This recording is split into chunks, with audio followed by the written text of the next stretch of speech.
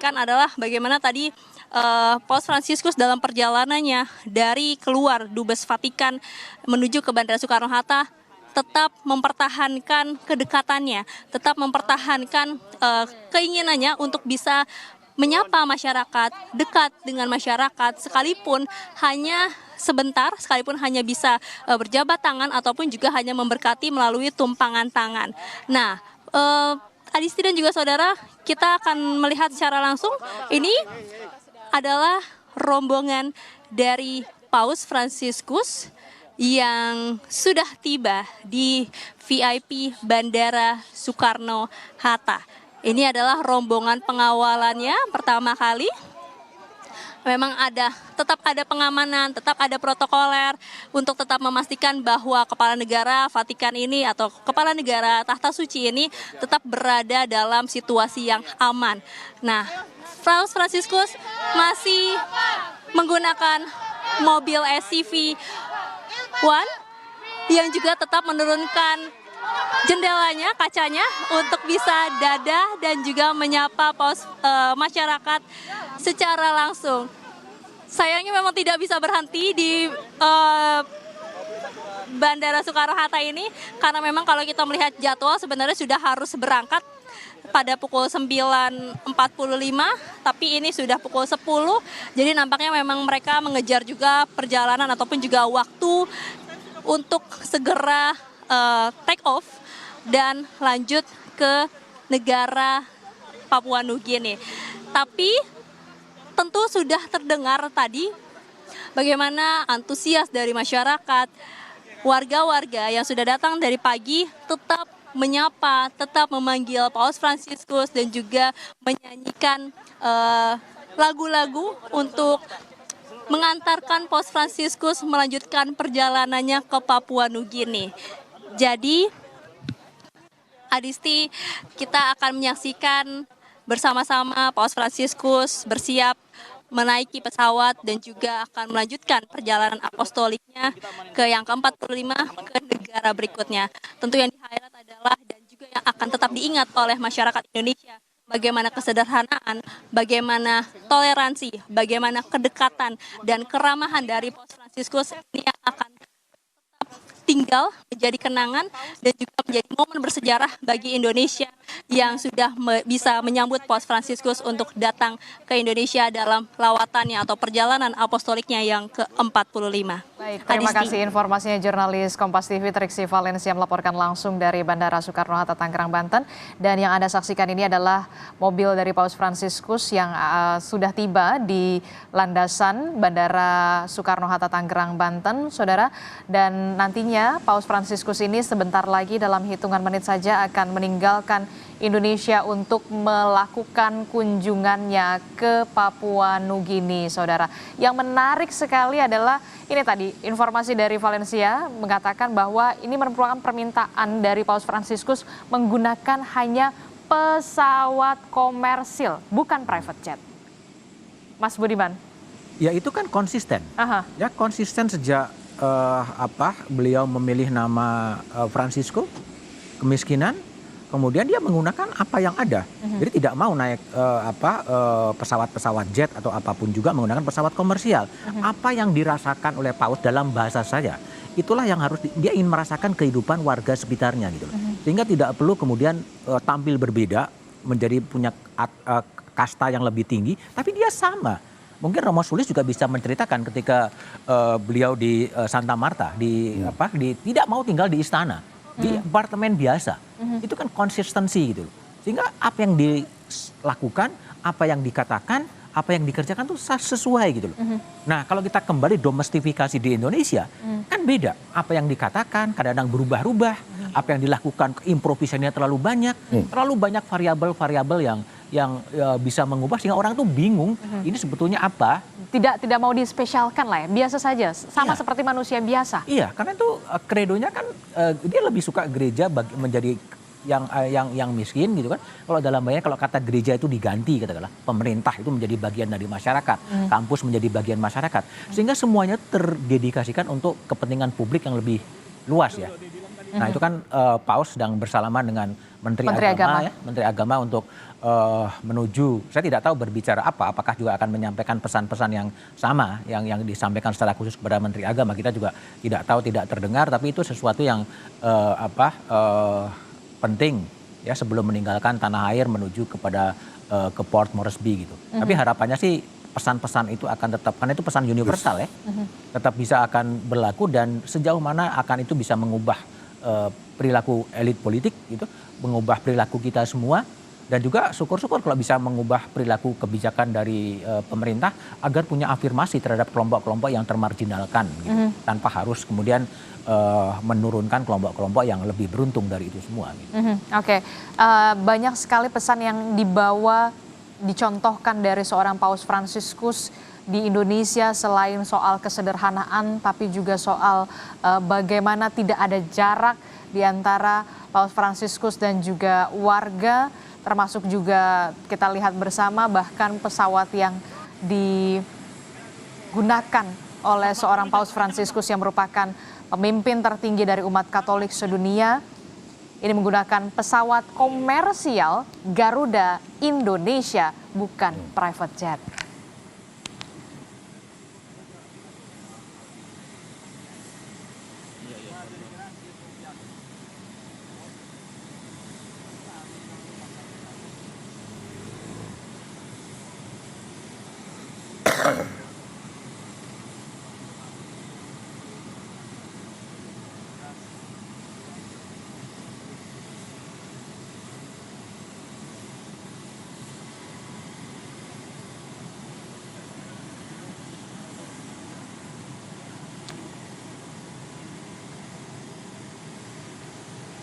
Ya, ini adalah visual di mana Paus Fransiskus sebentar lagi akan meninggalkan Indonesia. Saudara tadi juga sudah melihat Menteri Agama juga sudah, kemudian juga ada Effendi Simbolon, kemudian juga ada Dewan Pertimbangan Presiden juga hadir untuk memberikan penghormatan terakhir terhadap Paus Fransiskus. Akan meninggalkan Indonesia, saudara, untuk melanjutkan kunjungannya ke Papua Nugini. Ini adalah ucapan perpisahan dari seorang Paus Fransiskus kepada sejumlah pejabat yang sudah hadir di landasan Bandara Soekarno-Hatta untuk nantinya akan meninggalkan Indonesia dan akan bertolak menuju ke Papua Nugini untuk melanjutkan kunjungan apostolik atau perjalanan apostolik dari seorang Paus Fransiskus, saudara.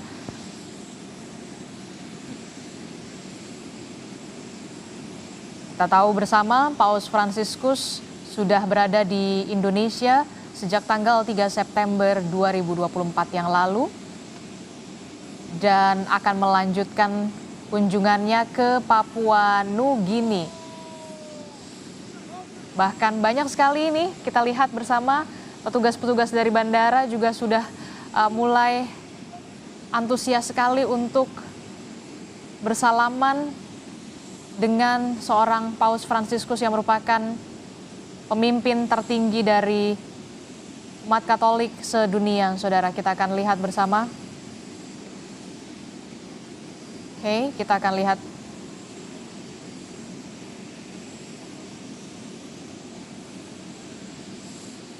Ini merupakan sejarah, kita tidak pernah tahu nanti akan terulang lagi berapa puluh tahun lagi, Romo, seorang pemimpin umat Katolik sedunia bisa kembali lagi ke Indonesia, tapi jangan sampai pesannya masih sama ya, harus ada yang lebih baik, perkembangan yang lebih baik, Romo. Kalau 35 tahun lagi, usia saya 95 tahun, kayaknya nggak nyampe ke situ. Apalagi usia warga Indonesia ya kan, dengan adanya polusi yang sekarang ada di Jakarta dan juga bagaimana? Ya, Paus dengan genuinitasnya tadi, kesederhanaannya. Saya melihat Paus pertama-tama putra Argentina ya, dan di Argentina dia belajar banyak hal. Tentang kemiskinan, tentang ketidakadilan sosial, teologi pembebasan juga lahir dari sana. Bahkan gereja Katolik juga terbelah antara kaya dan miskin, itu fakta. Yes.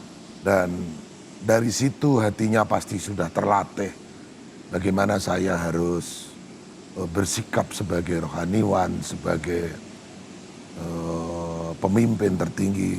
Tadi sempat dikatakan kan, jangan lupakan orang miskin. Itu adalah pergulatan beliau yang sepanjang hidup. Maka ketika kemana-mana pergi ke Indonesia itu ya, Indonesia dengan Argentina ya nggak jauh-jauh beda ya. Nah, termasuk negara yang berkembang begitu.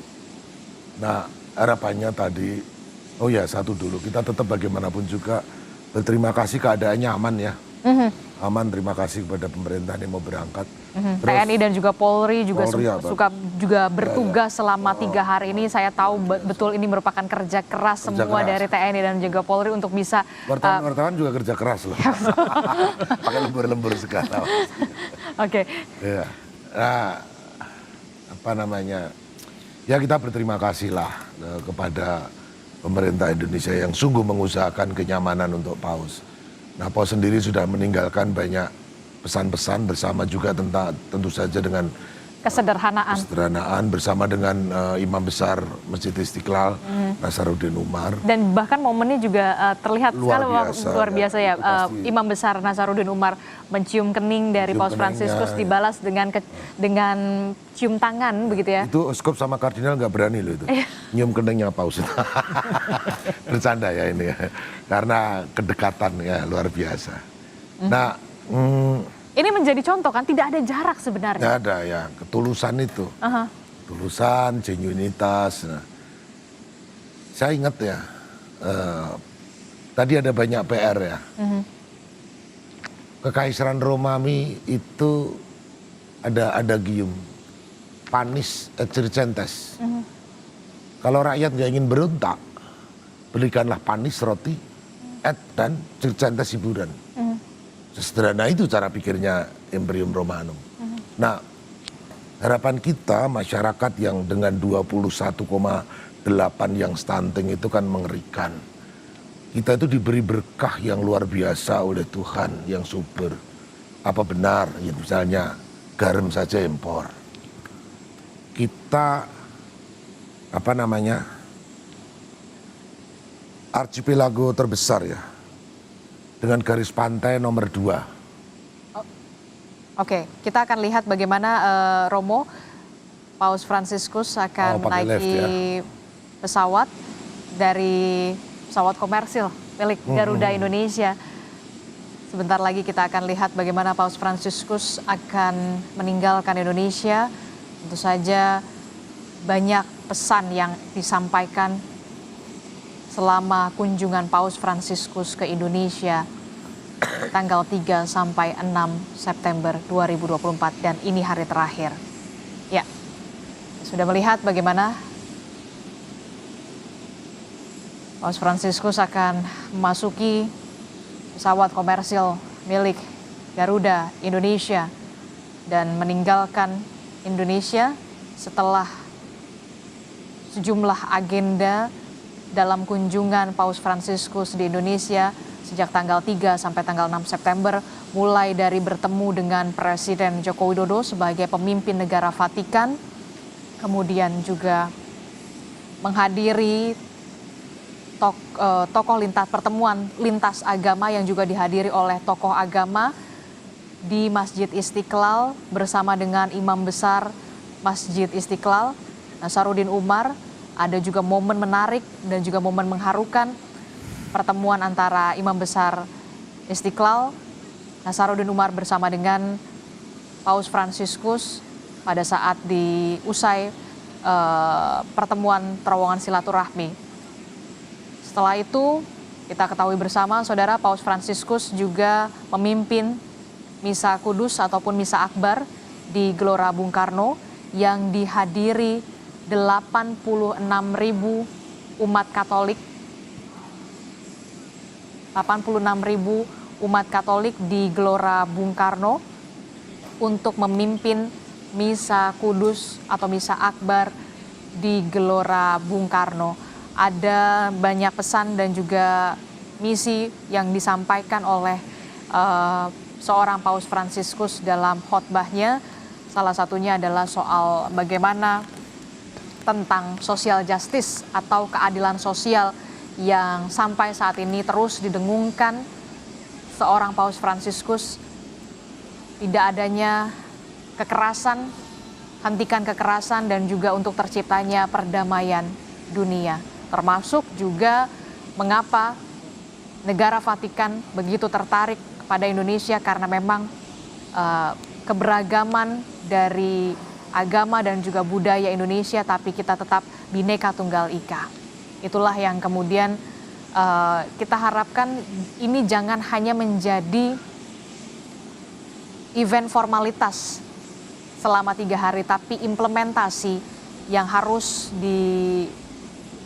dilakukan oleh seluruh umat, tidak hanya umat Katolik, tapi juga warga Indonesia, termasuk juga elit-elit kita, pemerintahan kita yang harus benar-benar bisa mengimplementasikan soal keadilan sosial, termasuk juga soal pola hidup sederhana. Iya, Gimana? jadi yang harus dibaca sebetulnya pesan soal katakanlah orang miskin. Itu pesan yang universal, ya, bukan semua agama akan berbicara soal orang miskin. Kalau kita merujuk kepada konstitusi, fakir miskin dipelihara oleh Fakir miskin negara, dan anak-anak terlantar. dipelihara oleh negara. Itu kan teks konstitusi, ya. Dan itu sudah jelas. Sudah jelas, sudah clear, itu dipelihara oleh negara lah. Sehingga bagaimana teks itu kemudian bisa diwujudkan, bisa diimplementasikan. Sehingga itu akan semakin jadi gitu. Sehingga janji-janji kemerdekaan, janji-janji yang ada di konstitusi itu betul-betul bisa segera mewujud. Kan ingat pidato Soekarno di 1 Juni 1945. Di era kemerdekaan tiada lagi kemiskinan. Ya, nah, itulah sekarang PR-nya 25,2 juta. Itu asumsinya kalau pengeluarannya adalah sekitar 2,5 juta. Kalau kemudian pengeluaran itu dinaikkan, akan makin besar juga orang miskin. Apakah itu masih sudah sesuai dengan tujuan kita hidup bernegara? Nah, itulah pekerjaan-pekerjaan rumah yang memang harus bisa ditangkap, ya, bisa ditangkap oleh elit, oleh pemerintahan baru. Apalagi ini lu 5 tahun lah ya, harusnya bisa dari nol lah ya untuk bisa menciptakannya. Iya, jadi banyak tadi ya kita berbicara bahasa Paus itu kan bahasa-bahasa diplomatik yang memang tidak mungkin beliau langsung kepada straight to the point. Ya.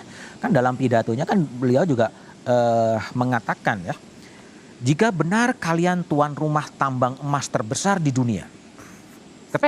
Spesifik ya? Ya, harta yang paling berharga adalah kemauan agar perbedaan tidak menjadi alasan untuk bertikai, tetapi diselaraskan dalam kerukunan dan rasa saling menghormati.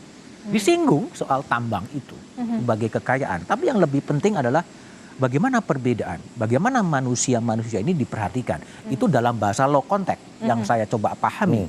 Nah, itu semangat-semangat itulah yang menjadi pekerjaan rumah, sehingga show tontonan 70 jam dari Paus melalui berbagai media sosial, itu kan luar biasa. Dan seharusnya itu menjadi refleksi, ya, refleksi bagi kita semua. Dan Paus clear ya, menyukakan bagi kewajiban manusia yang bekerja di bidang politik, ya, untuk betul-betul mengawal ini semua, mengawal kemajemukan, mengawal kemaslahatan bersama, mengawal ketimpangan, mengawal hak asasi manusia untuk betul-betul diwujudkan. Spesifik pesan itu disampaikan kepada orang-orang yang bekerja di wilayah politik. Nah, itu yang harus terus diingatkan, menjadi early warning system. Ya, early warning, mengingatkan bahwa akan ada bahaya kalau gap kemiskinan itu kemudian dibiarkan. Karena keadilan sosial itu kan sebenarnya akan mewujud pada sebuah perdamaian. Agak susah mewujudkan sebuah perdamaian tanpa ada social justice. Social justice bukan hanya the have and the have not, tetapi kesenjangan spasial dan lain sebagainya. Itu kalau ini kan menyangkut perasaan ya. Orang yang merasa tidak adil, tidak adil, melihat yang begini, ini kan akan banyak lihat nanti setelah Paus ke Port Moresby, apa yang akan terjadi. Lu juga akan lihat, oh udah kembali lagi. Adisti, saya ingat refleksi COVID ya. COVID 2 tahun menerpa Indonesia. Ya, orang betul-betul terpukul dengan COVID. COVID sekarang kembali sudah relatif selesai. Apa yang bisa dipelajari dari COVID? Perilakunya tetap sama saja. Tidak ada sesuatu yang diperbaiki. ya kan, kesadaran hidup juga sama saja. Kalau kita naik pesawat, kalau dulu COVID sebelum sebelum turun orang harus duduk dulu semuanya, sampai keluar satu persatu. Jaga jaraknya, Sekarang tertibnya, udah sekarang kembali normal. Artinya apa? Apakah bangsa ini harus meningkatkan menjadi nation learning, bangsa yang pembelajar dalam semua peristiwa-peristiwa itu, sehingga hari ini harus lebih baik dari kemarin dan hari besok harus lebih baik daripada hari ini. Kalau enggak kita akan begini-begini terus gitu loh. Nggak akan kemana-mana. Nggak akan kemana-mana, sehingga speech-nya Yohanes Paulus harus diulang lagi. Omongan tadi Romo Sulis menyebutkan soal kemunafikan. Itu kan juga pidatonya Mohtar Lubis di tahun 74. Berbicara soal karakter manusia Indonesia. Ya sekarang masih begini-begini saja gitu loh. Nah inilah yang menjadi bangsa pembelajar yang sesuatu hentakan-hentakan itu bisa mengubah perilaku dari masyarakat. Dan itu butuh keteladanan. Itu butuh keteladanan. Dan kita juga berharap ada keteladanan itu di pemimpin-pemimpin kita nantinya. Romo. Jelas dong. Pemimpin disumpah untuk melayani masyarakat. Pemimpin jadi begini. Kita menyebut pemimpin secara spesifik politisi ya. Negara ini hancur apa tidak bergantung politik. Pada pemimpinnya. Agama benar apa tidak tergantung pada tergantung politik. Ya kan. Pendidikan baik apa tidak. Jadi sebetulnya tugas politisi itu tugas yang sangat luhur. Ya, sangat luhur. Paus juga menyebut itu. Cuman kita telah belajar juga seolah-olah politik itu perkara busuk, akal-akalan dan sebagainya. Nah, harus kita kembalikan kepada martabat yang sangat mulia. Bagaimana kaum politisi itu betul-betul melayani masyarakat yang dengan istilah bonum commune itu. Demi kepentingan umum. Repotnya kan sekarang terjadi pembalikan seolah-olah kalau berpolitik itu harus jahat, harus kotor, harus menipu, harus munafik dan sebagainya. Padahal pada mulanya tidak demikian. Oke, kita akan lihat Romo dan juga Mas Budiman, kita akan lihat gambar terkini di mana tadi baru saja kita lihat pintu dari pesawat Garuda Indonesia yang akan membawa Paus Fransiskus ke Papua Nugini untuk melanjutkan kunjungannya di negara Papua Nugini setelah 3 hari ini, saudara. 3 hingga sampai 4 hari ini, 3 sampai 6 September. Paus Fransiskus ini berkunjung di Indonesia dengan sejumlah agenda dan juga membawa pesan yang banyak sekali kita bisa lihat, termasuk tadi kita sudah membahas soal bagaimana dengan adanya kunjungan Paus ini bisa merefleksikan diri tidak hanya bagi umat Katolik tapi bagi seluruh rakyat Indonesia. Tampak sekali antusias tadi sebelum Paus Fransiskus meninggalkan Kedutaan Besar Vatikan. Ini menunjukkan bahwa Paus Fransiskus ini merupakan salah satu sosok yang kemudian dinantikan oleh tidak hanya umat Katolik tapi juga tokoh lintas agama dan juga warga lintas agama lainnya, termasuk juga kerinduan akan pemimpin yang punya genuinitas di Indonesia, yang tulus untuk menyapa warga, melihat secara langsung dan kita akan melihat sebentar lagi, saudara, sosok Paus Fransiskus akan meninggalkan Indonesia dan akan bertolak ke Papua Nugini. Permintaan yang diajukan oleh Paus Fransiskus adalah menggunakan pesawat komersil. Pesawat komersil, bukan private jet. Bahkan ini adalah menggunakan pesawat Garuda Indonesia yang akan membawa Paus Fransiskus menuju ke Port of Moresby di Papua Nugini. Saudara, sebelumnya juga Paus Fransiskus juga dari Italia ke Indonesia juga menggunakan pesawat komersil yang dicharter, saudara. Dan ini menunjukkan bagaimana kesederhanaan dari seorang Paus Fransiskus dan tidak ingin dispesialkan, begitu ya, ingin dispesialkan dalam kunjungannya, termasuk juga bagaimana kita melihat pada saat Paus Fransiskus selama kunjungannya di Indonesia menggunakan kendaraan berwarna putih, hanya SUV, begitu, dan selalu membuka kaca jendela mobilnya, bahkan berada duduk di bagian depan Dan kita tentu saja patut bersuka cita dan juga berbangga dan berbahagia seorang Paus Fransiskus mau berkunjung ke Indonesia.